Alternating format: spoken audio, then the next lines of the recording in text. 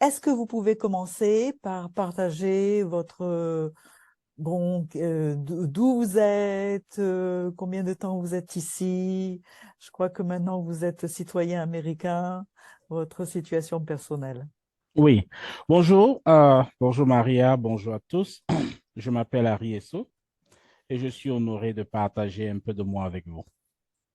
Je suis né au Cameroun et en 2009, j'ai obtenu, comme vous l'avez dit, mon asile aux États-Unis. Je suis fier de dire que je suis aujourd'hui citoyen américain. Je suis marié, D'accord. père de 5 merveilleux enfants Hmm. et j'ai voyagé à travers ce beau pays en commençant par la ville de New York où j'ai atterri. Et puis, quelques années, j'ai déménagé pour Buffalo, New York. Et après ça, je me suis installé dans la ville de Los Angeles.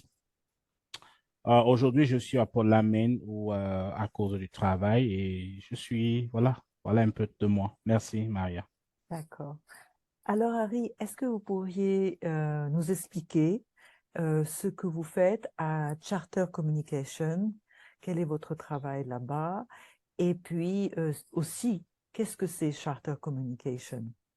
Oui, je travaille pour Charter Communication. C'est un fournisseur d'accès Internet, téléphone et accès téléphone, Internet et puis télévision. Alors, un peu comme dans le monde aujourd'hui, nous faisons partie de ceux-là qui distribuent Internet à travers le monde. Et c'est la deuxième compagnie de distribution d'accès Internet et de téléphone aux États-Unis.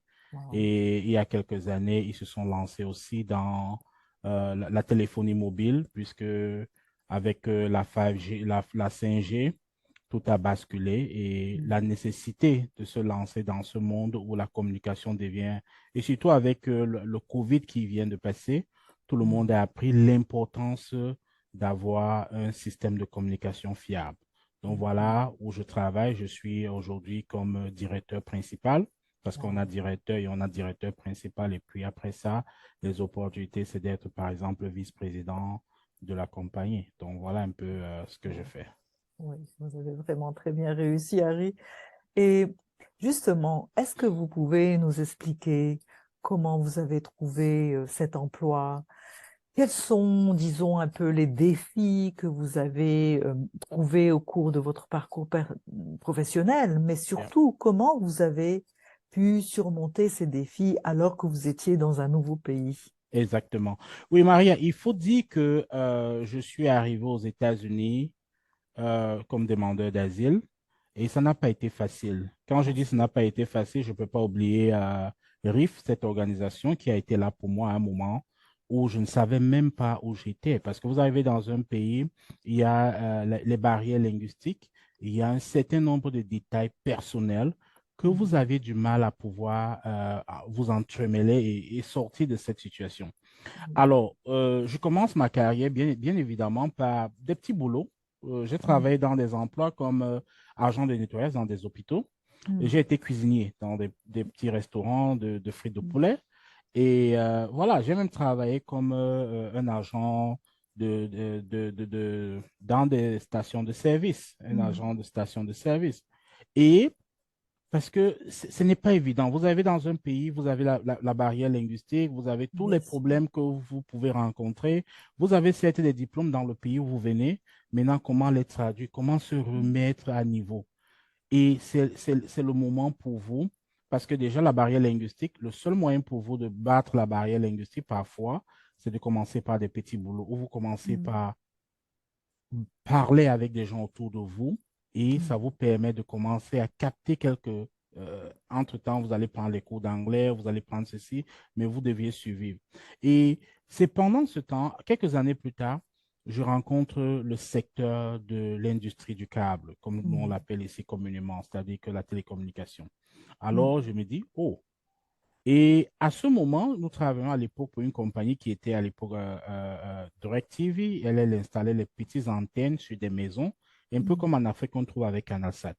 mhm, Alors, je suis employé là-bas comme un technicien régulier qui va tous les matins.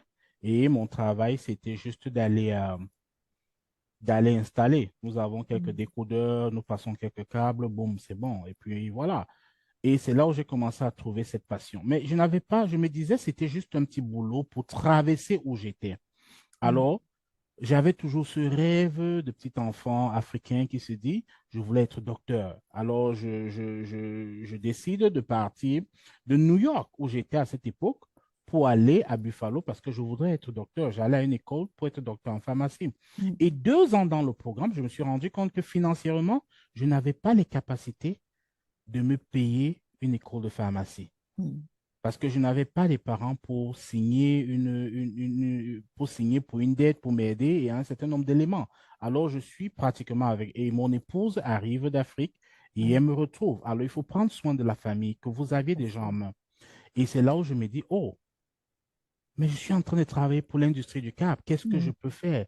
Et c'est là où je commence à faire des petites formations qui étaient, vous allez, si vous allez online, il y a beaucoup de formations qui sont disponibles sur YouTube. Il y a des Mhm. formations qui sont disponibles dans des sites comme Google qui offrent des formations pratiquement gratuites sans faire de publicité. Mhm. Et c'est là où c'est un passe-temps et ça vous permet de bien cultiver ce que vous vouliez faire. Et c'est comme ça que je quitte mon université de pharmacie pour aller dans une autre université qui faisait dans les nouvelles technologies, qui est le IT, comme on l'appelle communément.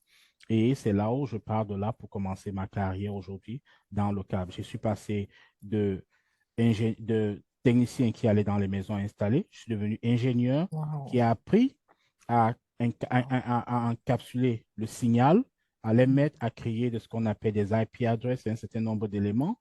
Et à partir de là, je suis continué pour, après être ingénieur, j'ai été ce qu'on appelle ici aux États-Unis manager. Et de Mhm. manager, je suis devenu directeur. De directeur, je suis aujourd'hui directeur principal où je contrôle pratiquement 3 États en tant que responsable de tout ce qu'on appelle, comme chez nous, les data centers. C'est les coins où on a tous nos appareils. Donc voilà un peu ce que je fais avec Wow. pratiquement 56 sites, 56 data centers et j'ai sous moi environ 30 ingénieurs qui travaillent sous ma disponibilité. Voilà, Wow. Wow. Bravo, vraiment. merci. Et Harry, ma prochaine question, elle est un peu, disons, en deux parties. Yep. La première, c'est quel conseil vous donneriez aux demandeurs d'asile qui sont ici aux États-Unis et qui attendent, comme vous le savez, parfois des années maintenant pour avoir leur interview, leur décision. Et la deuxième question, c'est quel conseil vous donneriez à tous les demandeurs d'asile qui ne sont pas aux États-Unis, mais qui sont ailleurs et qui aimeraient bien suivre vos pas? Exactement.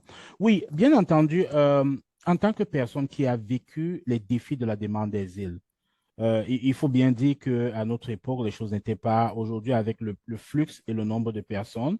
C'est un peu plus, et c'est pas aussi évident avec le système administratif. Mais l'une des choses que je voudrais déjà commencer par demander, c'est d'être patient Ouais, et c'est de croire en soi. ouais. Vous ne pouvez pas réussir si vous ne croyez pas en vous.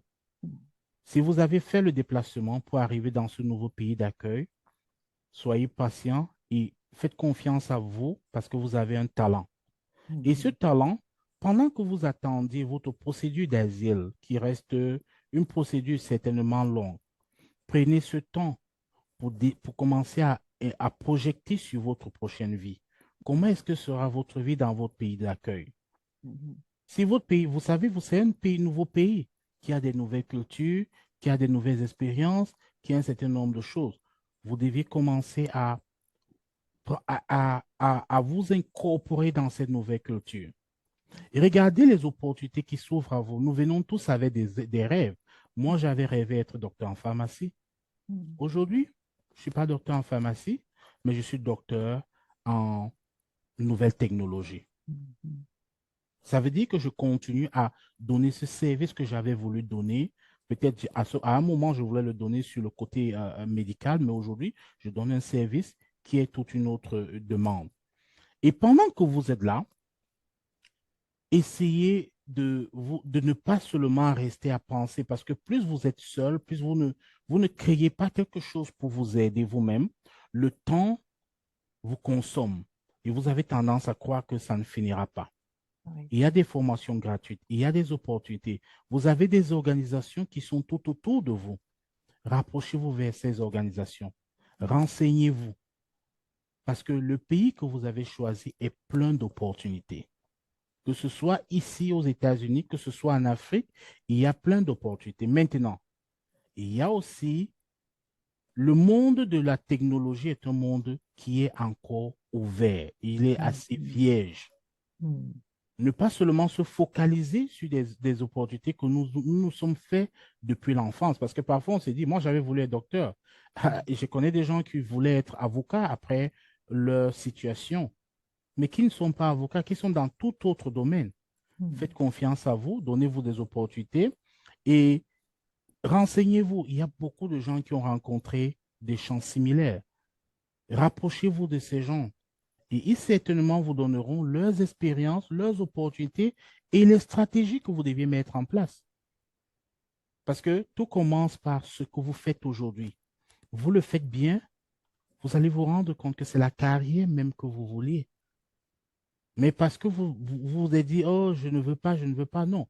Il y a mm, des opportunités. Prenez mm, ces opportunités. Rapprochez-vous des organisations qui sont autour de vous. Et ces organisations ont beaucoup.